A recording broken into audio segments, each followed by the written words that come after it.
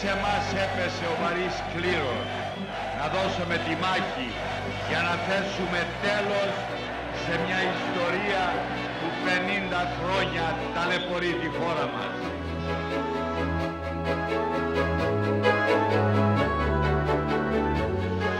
Δεν θα υποστείλουμε τη σημαία του αγώνα. Το όνομά μας είναι η ψυχή μας.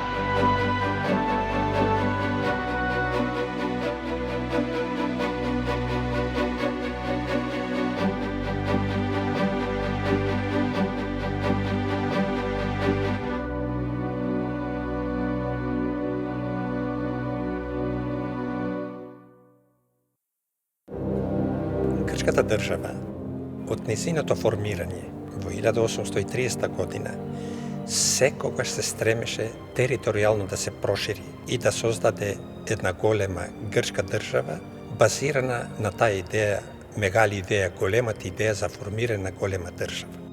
Το ελληνικό κράτος υπήρξε για 100 περίπου χρόνια, δηλαδή από το 1821, στο πούμε έτσι, που δεν ήταν κράτος, αλλά που ξεκίνησε η Επανάσταση, μέχρι το 1922, χοντρικά, υπήρξε ένα κράτος αναθεωρητικό. Ήθελε διαρκώς αλλαγή των συνόρων. Периодот по Првата светска војна требало да представува финишот во остварувањето на мегали идејата, односно таа замисла за создавање на грчка држава која што ќе се простира на 2 континенти и ќе има излез на 5 мориња. Според замислата, Грција требала да биде наследничка на Византиската империја, но за разлика од Источното Римско царство, населението во таа држава морало да биде еднонационално, односно составено исклучиво од Грци. Големите сили, кои тоа како имали интереси за Балканскиот полуостров, биле подготвени да понудат корекција на границите, кои се уште не биле дефинирани, со единствена цел да го задржат своето влијание кај нивните балкански сојузници. Прво едната е Велика Британија, која го контролира поморскиот пат према Азија, и од друга страна имаме моќна царска Русија, која преку мореузите сака да излезе на Средоземното море или на Топлото море. Територијата на Македонија била најплодната почва за сеењето на семето на раздорот и простор во кој се студирале концепциите за разграничување на балканските држави. Македонија представувала објект во комбинаториките на балканските субјекти и државите кои играле улоги на заштитници на нивните интереси. Δηλαδή το μακεδονικό ζήτημα είναι ένα ζήτημα που ταλαιπωρεί την Ελλάδα, το ελληνικό κράτος, από τα τέλη του 19ου αιώνα. Είναι ένα ζήτημα ουσιαστικά θεμελιώδης ως προς την αλλαγή των συνόρων και ως προς την επέκταση που θα καταλήξει στους Βαλκανικούς πολέμους, στο μεγάλο πόλεμο, δηλαδή 12-13, όπου πραγματικά προστίθεται έδαφος πολύ σημαντικό στην ελληνική επικράτεια. Ако првата Балканска војна го означила почетокот, тогаш мировните договори во НЕИ во север го назначиле крајот на процесот на поделба на Македонија помеѓу Бугарија, Кралството на Србите, Хрватите и Словенците и Грција. Со балканските војни, Грција се прошири и во нејзините етнички граници, инкорпирајќи во својата територија и делови од Македонија, скоро 34.000 квадратни километри, и делови од Тракија, западна Тракија, од реката Места до реката Марица. Вкупната површина на државата се зголемила од 63.211 километри квадратни на 129.880 κιλομέτρη κβαδρατní. Επειδή όμως το ίδιο αυτό το κράτος υπήρξε αναθεωρητικό για 100 χρόνια, δηλαδή διαρκώς, ο φόβος της αλλαγής των συνόρων υπήρξε πολύ έντονα καταγεγραμμένο μέσα του. Και ακόμη υπάρχει. При поделбата на Македонија од вкупните 66.474 километри квадратни, во составот на Грција подпаднале 33.953 километри квадратни. Истовремено и бројот на населението рапидно растел, по 2.600.000 жители пред Балканските војни, во 1920 година вкупниот број на населението изнесувал 6.204.000 жители. Вкупниот број на населението во етничките граници на Македонија изнесувал околу 2 милиони, додека во егејскиот дел на Македонија околу 1 милион 163.000 жители. Во тој дел најбројно било македонското население 367.000, а потоа следеле турците со околу 300.000. Имало 250.000 грци, 60.000 евреи, 50.000 власи и 30.000 роми. Присуството на македонското население и говорењето на македонскиот јазик го потврдил и грчкиот генерал и националист Мазаракис во своето дело Резолуцијата на Балканското прашање од 1919 година. Во ова дело Мазаракис ке подлече: македонскиот дијалект е видоизменет словенски јазик кој во северниот регион на Македонија наликува на бугарскиот, а во западниот на српскиот дијалект. Во Манастир, денешна Битола, и нејзината околина, овој дијалект многу се употребува. Помеѓу Ениче и Гевгелија, македонскиот дијалект многу се употребува. На него говорат и жителите во областите Караџова и Лумница. Во серско-драмските области, некои села од северот и од долината на Серес го говорат македонскиот дијалект. Најголем процент од населението е негрчко население. И голем процент од останатото население, што го сметаше за грчко, како што беа арнаутското население, влашкото население, претежно судејки според нивната припадност во патриаршијата, а не во екзархијата, виде дека во суштина има многу мал процент на население што се нарекуваат грци и може да смета на нив. Фактот што грчкото население во егејскиот дел на Македонија било застапено со 21%, бил само причина повеќе грчките власти да се насочат кон трајна промена на етничкиот карактер на таа територија со сите сили кои ги имале на располагање. Како прва мерка која што грчката држава ја превзела, тоа бил договорот за така наречена во наводници доброволна размена на население помеѓу Бугарија и Грција со Нејскиот мировен договор во 1919 година. Η ανταλλαγή γίνεται με τον ΕΙΓΙ, Ελλάδα-Βουλγαρία. Όσοι έχουν άλλη συνείδηση να πάνε, τότε η Βουλγαρία είναι αυτή η οποία. Και στο πρωτόκολλο Political Wolf γίνεται λόγος για βουλγαρική μειονότητα. Δεν μπορούσε τότε κάποιος να φανταστεί ότι υπάρχουν οι Μακεδόνες ως κάτι το ξεχωριστό.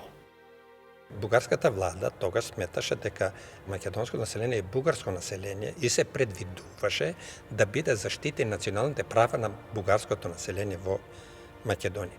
И кога бугарската влада бараше признавање на бугарските права на населението во Егејска Македонија, грчката влада одбира, сметајќи дека тие што не се задоволни во Грција може да искористат конвенцијата за доброволно иселување и да заминат за Бугарија. Имајќи ја предвид етничката хомогеност на македонците во одредени региони и доминантната улога во сферата на бројноста во однос на грчкото население, владата во Атина прво се насочила кон целосно менување на составот на населението. Во прилог на таа замисла одела и тенденцијата на владите во Софија и Истанбул, кои по секоја цена посакувале создавање на етнички чисти држави и во таа утопија го гледале конечниот мир на Балканскиот полуостров. Στην πραγματικότητα, το πρόβλημα του ελληνικού κράτους δεν είναι οι μερικές χιλιάδες Σλαβομακεδόνων, Μακεδόνων, όπως θέλετε μπορούμε να τους πούμε, ή άλλων μειονοτήτων. Το πρόβλημα του ελληνικού κράτους και η νεύρωσή του, εγώ θα το έλεγα, είναι μήπως μια μέρα αλλάξουν τα σύνορα. Γιατί αυτό το κράτος μεγάλωσε έτσι, αλλάζοντας τα σύνορα. Најголемата промена на демографската карта во егејскиот дел на Македонија се случила по поразот на Грција во грчко-турската војна, односно така наречената грчка малоазиска катастрофа. Голем дел на политичари и на воени лица ќе поттикнат Грција, односно грчките трупи да навлезат во Турција со цел освојување на малоазиските брегови каде што има христијанско население, кое што тие го сметаат за грчко, и тој тие делови да ги инкорпорираат во грчката држава. Татко ми беше со други мажи од селото, тие беа мобилизирани уште на фронтот во Малазија, во грчката војска бе. Татко ми ранет беше таму. Грчката војска преку Смирна влегува длабоко во турска територија и стигна близо до Анкара. Татко ми беше како војник на грчката армија од 18 до 20 година и се бореше против турците, беше у Измир. Грчките војски се запрени и тука има една крвава битка, битката во Сакарија, каде турците успеа да ги поразат грците и Грција беше принудена да застани на столот на мировните преговори што се воде во Лозан. Таа војна била окончана со Лозанската конвенција, во која била договорена размена на население меѓу двете држави.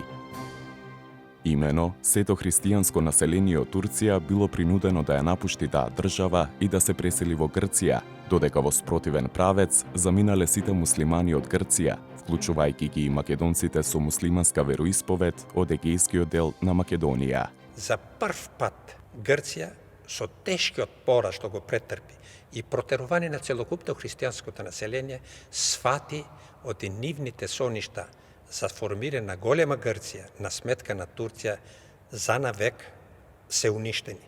Η αλλαγή των συνόρων υπήρξε αυτό που για αυτό το κράτος υπήρξε πολύ ζωτικό, πολύ ζωτική σημασία γεγονός.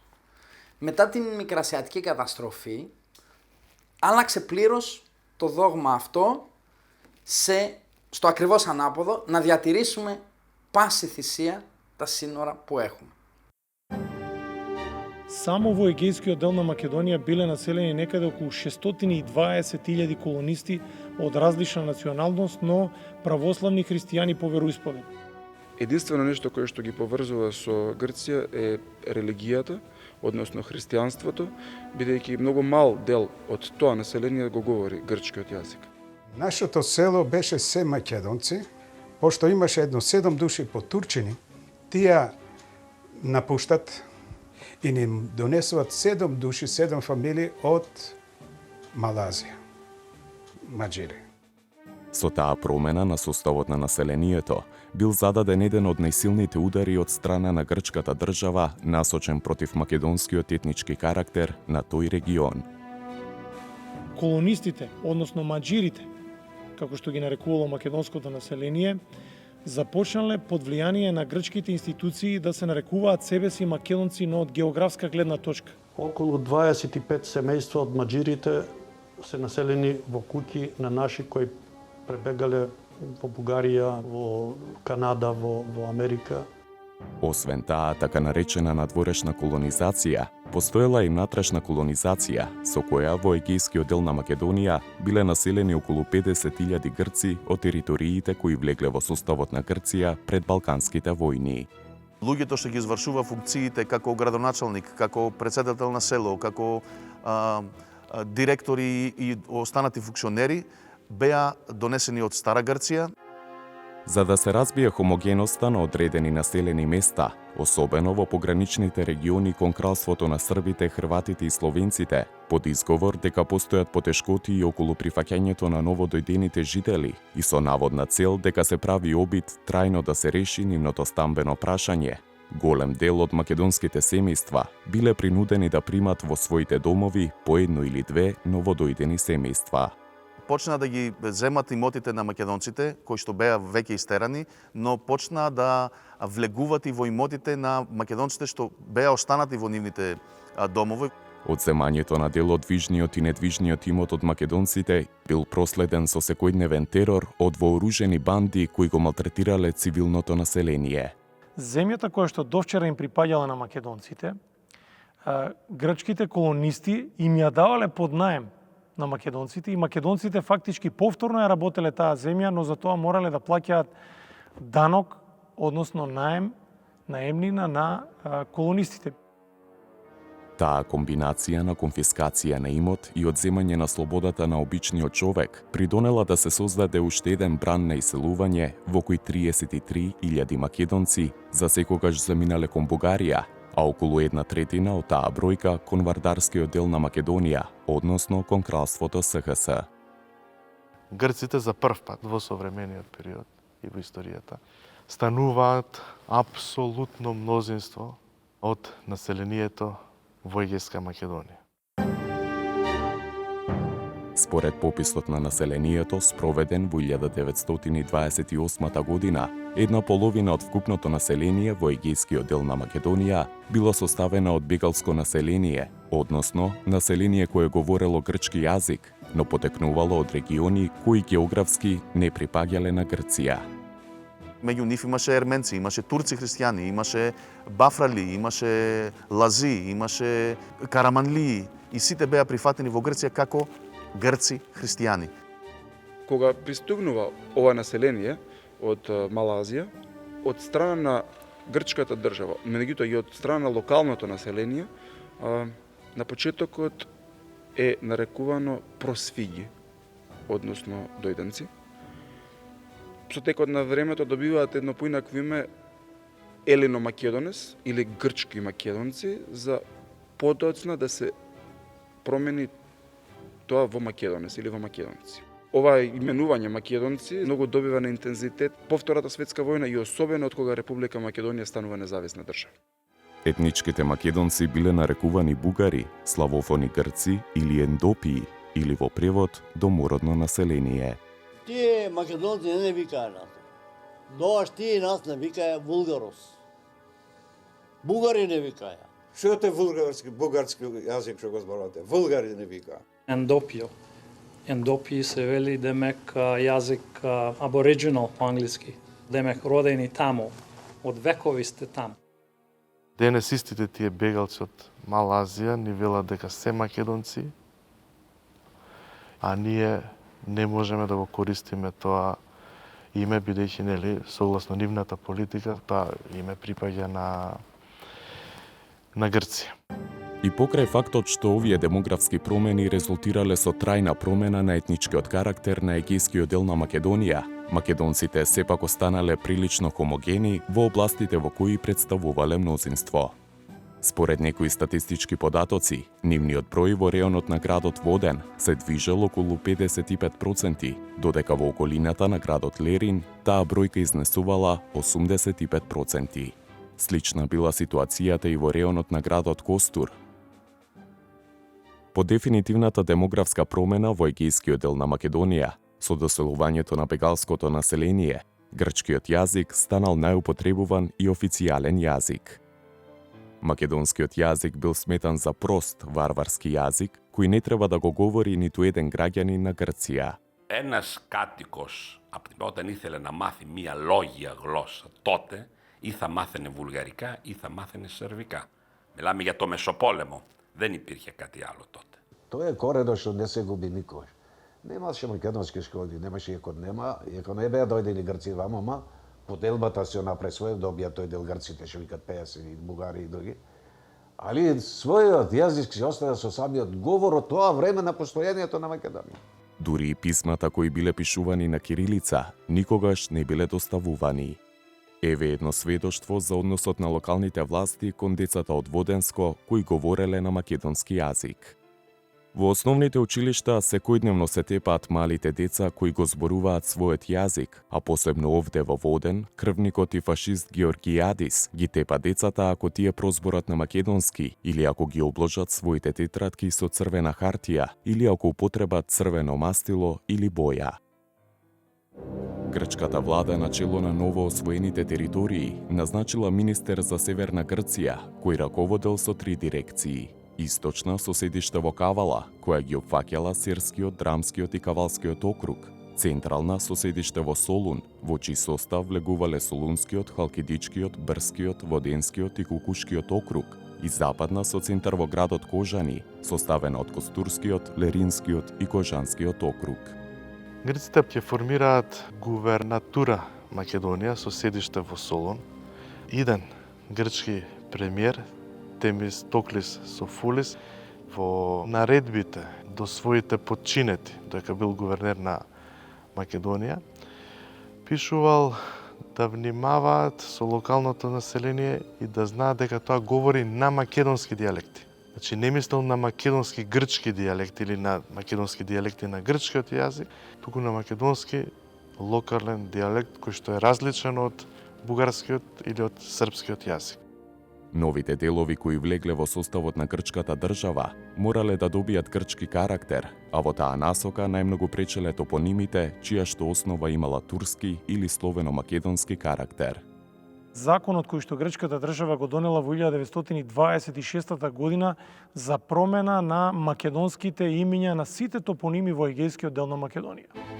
Уште во 1909 година грчката држава создала Комисија за проучување на топонимите и за утврдување на нивното историско потекло. Таа комисија по завршувањето на Првата светска војна се насочила првенствено кон топонимите и имињата на населените места во егејскиот дел на Македонија со цел отфрлање на сите имиња на селата и општините кои го трујат и го грубат ликот на нашата убава татковина.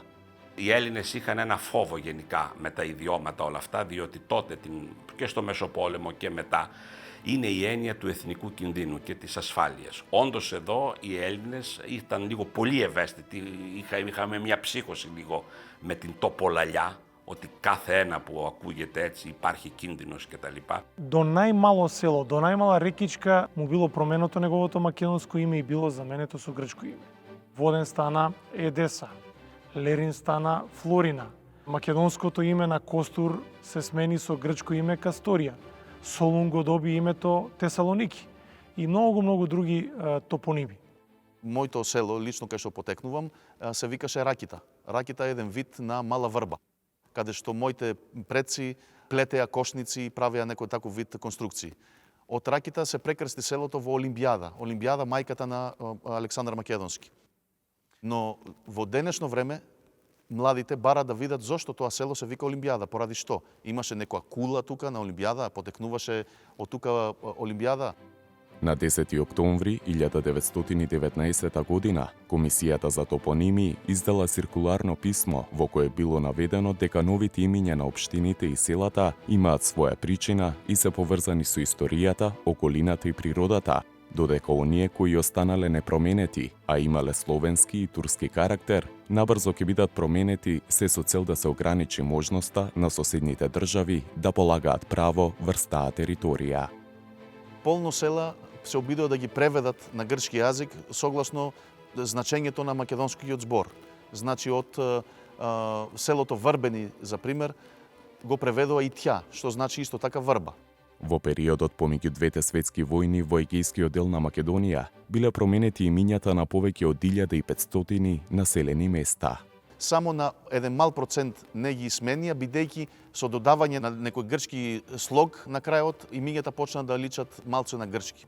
Пример, селото Буф, Леринско, го направија Буфи и така личеше некако на грчко име. Но и тие села од почетокот на 50-те години, 1950, 51, 52, одлучија и тие да ги сменат за да нема никакво поврзување со старото име и така Буф од Буфи стана Акритас, значи едно сосема грчко име. Заради фактот што новите имиња не наишле на масовна употреба кај локалното население, грчката влада донела и низа ригорозни мерки наменети за прекршителите, односно оние кои ги употребувале старите негрчки имиња. Исто така голем зафат за спроведување на асимилационите мерки од страна на грчката држава беше и промената на личните имиња и на презимињата на фамилиите на македонците што живеа веќе на грчка територија. Секое лично име морало да добие грчка верзија, додека во презимињата биле вклучени наставките Пулос, Ис или Ос. Наместо Поповски Пападопулос, наместо Трајко Евстратиос. Не заведува по грчки име и презиме, се викав Петрос Нанос. Доаѓа така наречените тогаш секретари од Стара Грција и посетуваа секој еден по едно село. Секогаш македонските села беа празни во тој летниот период што ги посетувале, бидејќи беа по езерата, по нивите за да работат. И наоѓа одредени само луѓе во селото и ги прашуваа за сите останати фамилии како се викат и како може да ги сменат имињата. Бидејќи ќе наоѓаше секретарот еден жител на селото и ќе прашуваше кој живее на оваа куќа, тука живее Пеце и Трајче, нека речеме. Чии се тие? На Доне. Значи презимето Андонију. Се ставаше по автоматизам на грчки јазик. Потоа ќе сретнуваше некој друг, ќе го прашуваше за некој друг член на истата фамилија, што веќе беше прекрстен на Андонију, и ќе го прашуваше чие е ово дете, ова е на Јован, брат на Доне, бидејќи не му текна на Доне. И така тој се прекраштуваше на Јану, пример. И имаме ситуации каде што во иста фамилија повеќе презимиња. Лично мојата фамилија, машките од фамилијата, нели, што се носители на презимињата, имат 4 различни презимиња, а припаѓаат на истата фамилија. Во намерите да се даде целосно грчки карактер на егејскиот дел на Македонија, голем удел имале и грчките паравоени формации и организации, кои жестоко се насочиле кон македонското цивилно население. Во суровоста особено се истакнале Грчко-македонска тупаница, Националниот сојуз на Грција, Организацијата Павло Смелас, Националната организација и тајната национална организација наречена МС. Членовите на тие организации действувале на терен и го прогонувале секој оној кој говорел било каков јазик освен грчкиот, собирале информации во врска со употребата на новите грчки имиња на селата и градовите, вршеле контрола во училиштата и во црквите во врска со јазикот на кој се реализирала наставата и богослужбата, но и ги уништувале сите христијански реликвии кои биле напишани на црковно-словенски јазик. Особено е ставен акцентот врз грчката црква и врз образовниот систем, и преку создавање на културно-уметнички друштва кои што ја шират грчката култура, грчката историја, грчкиот јазик и така натаму. 1927 година има декрет со кој се прегледани сите цркви во егејскиот дел на Македонија, каде секаде каде што е најден надпис на словенски или на македонски јазик е избришан, пребоен и врз тоа е напишан ист таков надпис меѓутоа на грчки јазик. Истото се случува и со надгробните плочи, едноставно македонскиот јазик мора да се елиминира од сите сегменти на животот. Православието било дозволено исклучиво доколку се практикувало на грчки јазик. За да се разберат со локалното македонско население, колонистите мора да го изучуваат македонскиот народен јазик. И сега македонскиот народен јазик излегол фактички од нивните семејства, од домашните средини и делумно бил учен и знаен дури од колонистичкото население, особено во етнички чистите македонски села или средини. Заради таа појава, која не била ретка, локалните власти ја алармирале централната власт за превземање на нови мерки. Се забранува во суштина дружењето меѓу дојденците и македонците, се забранува воопшто да се користи македонскиот јазик во било каков облик, во било каква средина, од домовите до пазарот до полето. Си доаѓам дома и од прозорот торбата ја фрлам со зборовите мајко, земи ја торбата. А полицајот слушна дека јас на македонски кажав, дојде, зема податоци од мајка ми, поднесе пријава 500 драхми. Му вика на магарето уш. И тие му вика, шо му викаш на магарето? Како да му викам на магарето? Вика, не знае друг јас. Како ќе му реча, 500 драхми го казе, зошто уш му вика на магарето? Негаторската политика кон се она што имало македонски предзнак била присутна во различните политички нивоа, но и во сите општествени сфери. Υπήρξε και μια φάση ενός βίαιου εξελληνισμού για λόγους εθνικής ασφάλειας, όπως η Ελλάδα στη δεκαετία του 30 αντιλαμβανόταν. Όχι μόνο αυτό, έχουν γίνει και άλλα. Πριν μπουν οι Γερμανοί, είχαν γίνει και εκτοπισμοί πληθυσμών. Централната власт раководела со тој процес, додека локалните представници биле одговорни за спроведување на политиката на теренот и координација на свештенството, образовниот кадар, административните работници и припадниците на полицијата. 1931 година грчката држава прави една анализа што треба да се превземе за да се исчисти егејскиот дел од Македонија од тоа словенско влијание. Тоа е најмногу насочено кон регионот на Лерин, Воден и Костур, каде што се уште и покрај ова размена население, македонското население е доминантно. Во анализата се присутни следниве препораки: самоуправа на Леринската, Воденската и Костурската околија, чистење на учителскиот кадар, чистење на свештенството, чистење на чиновничкиот кадар, отстранување на опасните елементи, наметнување на јазикот, доделување земја на борците без земја, организирање на вистинска разузнавачка служба и засилување на работата на националистичките организации. Ако го осиромасат тој народ во тие територии, ако почнува да гладува тој народ, многу полесно ќе прифати да стане грк, многу полесно ќе ги прифати инструкциите на власта. Во 20-тите и 30-тите години, грчката држава потикнувала јакнење на индустријскиот развој во источните и централните региони на егејскиот дел на Македонија, но не и во западните краишта, каде што македонското население било доминантно. На тој начин биле создадени услови за ангажирање на работоспособното население од редовите на бегалците, додека западните краишта останале сиромашни и примитивни. Да не ги вклучуваат во економскиот процес на државата, да не ги купуваат нивните агропроизводи, да немат некои олеснувања што се однесува до работењето со сточарство, со земјоделство. Таквите услови потикнале нов бран на иселување во внатрешноста на Грција, но и во прекуокеанските држави. Од една страна, делот на населението почна да се приспособува со новите услови, а делот на населението напушташе државата и така се намалуваше бројот на македонците, нешто што грчката држава го посакуваше. На почетокот од 1920 година, Друштвото на народите извршило притисок да се потпише еден договор со кој ќе се заштитат малцинските права во повеќе европски држави, меѓу кои и Грција. Договорот за заштитата на правата на етничките малцинства во Грција бил потпишан меѓу големите сили и Грција на 10 август 1920 година во север Франција и затоа е познат под името Севрскиот договор. Севрскиот договор, меѓу другото, на малцинствата им ја гарантирал слободната употреба на мајчиниот јазик за лична и официјална употреба. По потпишувањето на договорот, грчката влада обезбедила посебен буџет за исполнување на обврските за образование на мајчин јазик.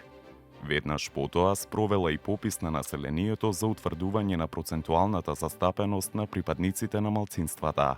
Затоа во пописните листови биле внесени имињата на нациите на припадниците на малцинствата и јазиците на кои зборуваат: албанци, бугари, куцовласи, македонци, срби. Пописот бил спроведен на 19 декември 1920 година. Било предвидено резултатите да се објават по региони: континентална Грција и Евија, Тесалија и Арта, Јонски острови, Кикладски острови, Пелопонес, Македонија, Епир, Егејски острови, Крит и Западна Тракија.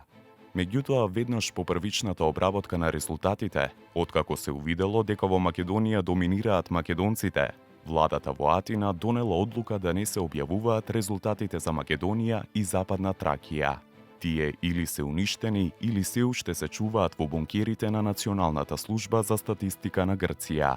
За среќа, во библиотеката на службата во која се чуваат оригиналните прашалници и резултати од пописот во Тесалија и Арта, некој или не ја забележал или не стигнал да искине страната 182 и да го уништи, може би и последниот доказ за признавањето на македонската нација и јазик уште во 1920 година. Резултатите од пописот за градот Трикала покажуваат дека во градот меѓу припадниците на другите етникуми престојувале и 37 македонци печалбари. Овој официјален документ покажува на најдобар начин дека грчката држава ја признала македонската нација и јазик уште во 1920 година. Во 1925 година во една печатница во Атина, печатницата Сакеларију, беше печатен првиот абецедар, македонски буквар, со цел македончињата да почнат да го учат нивниот мајчин јазик. За да докаже пред меѓународната јавност дека се грижи за правата на малцинствата, грчката влада самата го наредила создавањето, односно издавањето на абецедарот. Букварот кој бил депониран во Лигата на народите во Женева, напишан на латиница, врз основа на битолско-леринскиот дијалект, веднаш наишол на остри критики. Грчкиот публицист и специјалист по балкански прашања Николас Зарифис во весникот Елефтерон Вима од 19 октомври 1925 година за објавувањето на абецедарот напишал: Пред нас е букварот абецедар, презначен за употреба во училиштата кои допрва ќе бидат отворени во Грчка Македонија и Западна Тракија за потребите на словеногласното население. По тој буквар ќе учат словеногласните во Грција. Букварот е напечатен на латиница и составен на македонско наречие. Бугарија сакала да докаже дека учебникот се создавал за потребите во наводници на некакво бугарско национално малцинство.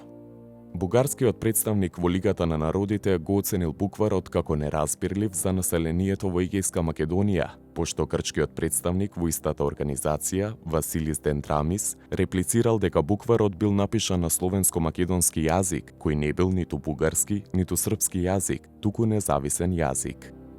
Многу големи спротивставувања настанаа во Грција од страна на грчките националисти дека не е можно да им дадеме да учат на нивни мајчин јазик, бидејќи тоа не е јазик, тој не е народ, тие се некои остатоци од бугарите или се чисти грци, изманипулирани од останатите балкански држави, затоа мора да продолжат да го учат само грчкиот јазик.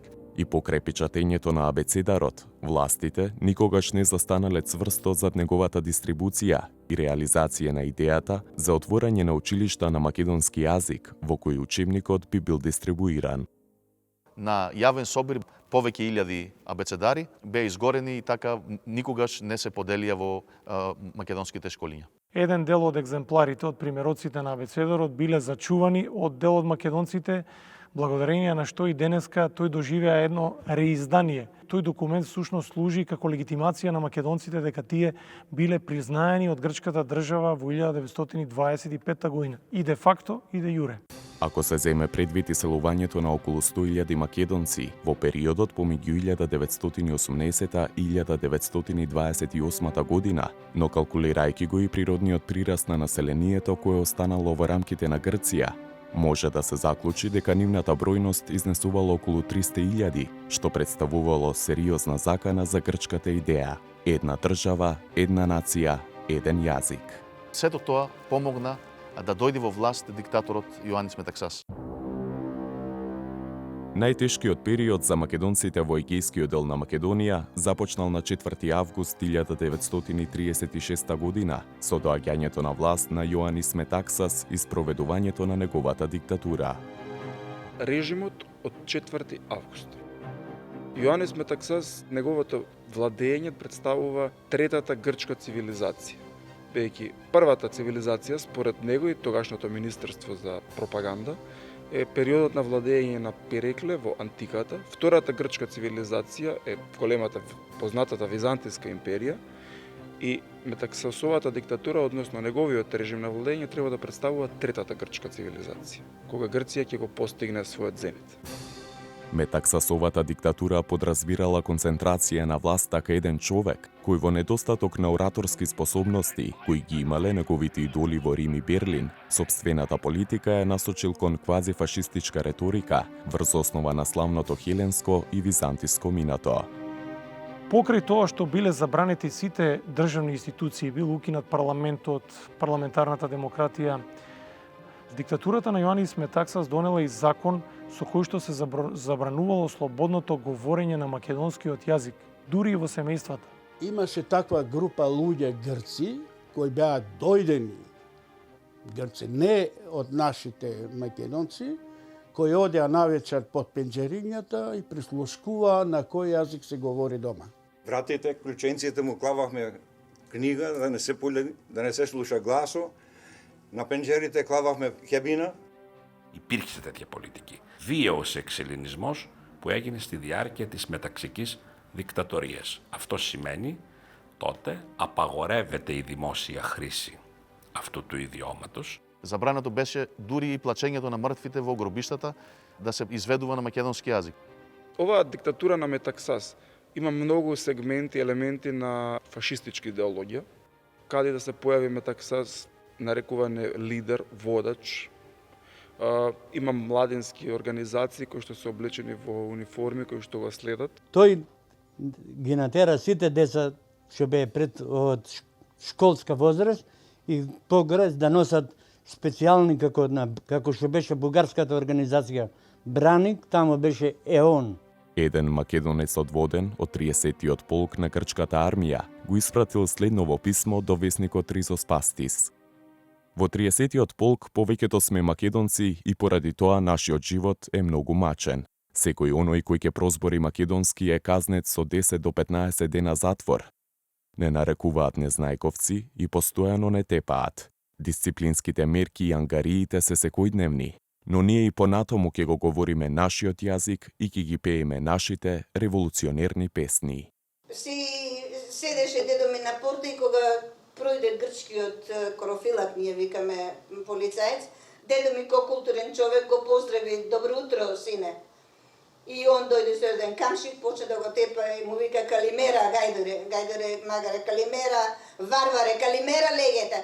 И кога дојде потиштен дедо ми Петре, рече: нека и ми е јасно, сите до еден ќе загиниме, ама ние грци нема да бидиме.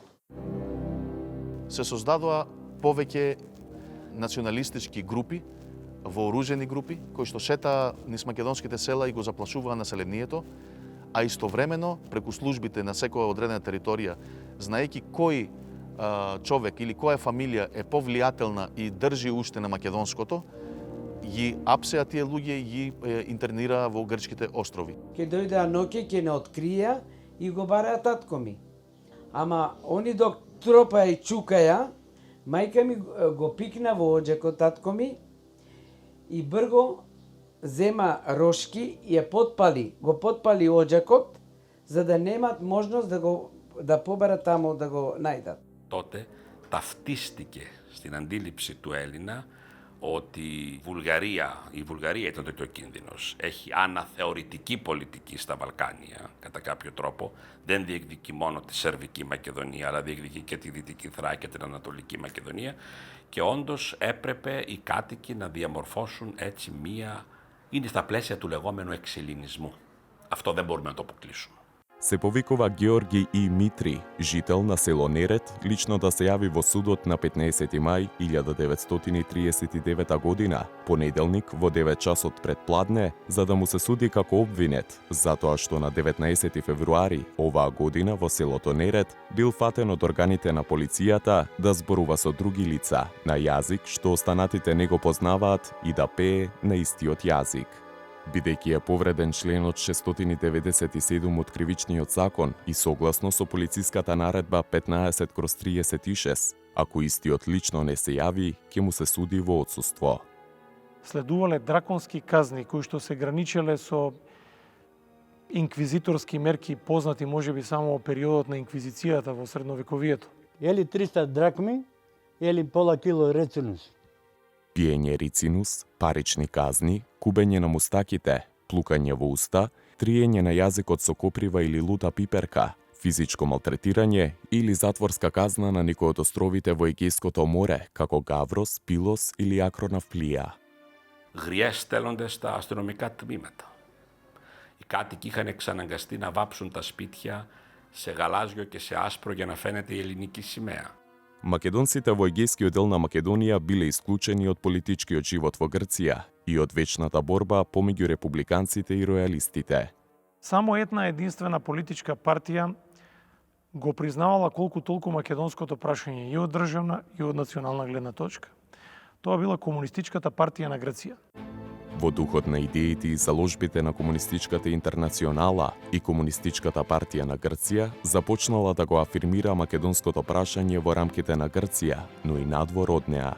Οι Έλληνες κομμουνιστές από τη δεκαετία του 20 κλήθηκαν να αποδεχτούν μια απόφαση της Κομμουνιστικής Διεθνούς που αφορούσε την περίπτωση του μακεδονικού έθνους, όπως είχε ονομαστεί, ή μειονότητας, όπως λεγόταν στην Ελλάδα. Почнаа македонците масовно да се приклучуваат на таа партија, да се запишуваат како членови на Комунистичката партија и скоро на сите македонски села да се создава јадро на Комунистичката партија за понатамошно организирање на селото и на населението. Τότε αυτοί που προπαγανδίζουν τον μακεδονισμό είναι συνδεδεμένοι με το Κομμουνιστικό Κόμμα Ελλάδος. Αυτό ξεκαθαρίζει και μιλάει. Γιατί υπάρχει γραμμή της Κομμουνιστικής Διεθνούς. Комунистичките лидери во Грција лавирале помеѓу притисокот на грчките националисти и притисокот на Коминтерната. Секое приближување или оддалечување од македонскиот проблем наидувало на осуда од некоја од двете страни со различни ставови. Но несоборлив е аргументот дека на 6-тиот пленум на Комунистичката партија на Грција, одржан во јануари 1934 бил заземен став дека македонците имаат право на национално самоопределување до отцепување. Заради тоа грчките режимски партии, Комунистичката партија на Грција ја прогласувале за предавничка, за шпионска, за пета колона. Веќе наредната година, Комунистичката партија на Грција го изменила својот став со намера да се води политика за полна еднаквост на малцинствата во рамките на Грција. Пред името на македонците во сите документи и на Комунистичката партија на Грција редовно била ставана придавката славјано или словено македонци. Комунистите во Грција јасно дале до знаење дека македонците се посебен народ со сопствена традиција, јазик и култура и историја. Во текот на војните кои следеле во Грција, македонците секогаш били испраќани во првите борбени редови да ја бранат државата која настојувала да ги избрише од етничката карта на светот. Истата онаа држава која свирепо се трудела да ги натера да размислуваат и да се чувствуваат како дојденци во сопствената земја. Ако македонците се многу непожелни во периодот меѓу двете светски војни, тие стануваат особено пожелни во почетокот на Втората светска војна, односно италијанскиот напад врз Грција, бидејќи при отварањето на тој италијанско-грчки фронт, македонците се испратени во првите борбени редови да ја бранат државата која што никогаш не сакала да ги признае како македонци. Од вкупно 300.000 мобилизирани војници кои биле испратени на фронтот со Италија, 80.000 биле присилно мобилизирани македонци. Во војната со Италија имало околу 12.000 жртви, од кои 1/3 биле од Егејска Македонија и Западна Тракија, односно етнички македонци. Едно од најдобрите сведоштва за односот на грчката држава кон Македонија и македонското население е записот на капетанот Еванс, кој во функција на офицер за врски поминал 8 месеци во западните делови на Егејска Македонија во текот на Втората светска војна. Тој запишал: дури и образованите грци се однесуваат кон словенското малцинство обично глупаво, неуко и брутално, до тој степен што човек губи секаква надеж дека некогаш ќе може да дојде до разбирање меѓу двата народа. Актуелноста на таа мисла од нејзиното креирање до денес представува најдобар показател за нејзината точност и ненадминатост. Македонците за 9 години поминале 3 војни: Грчко-италијанската војна, Втората светска војна и граѓанската војна во Грција. Не можете да најдете ниту еден народ во светот кој што за 9 години поминал толку премрежија, толку војни, толку драматични случувања и толку обиди за асимилација и етничко чистење како што е случајот со македонците во Егејскиот дел на Македонија.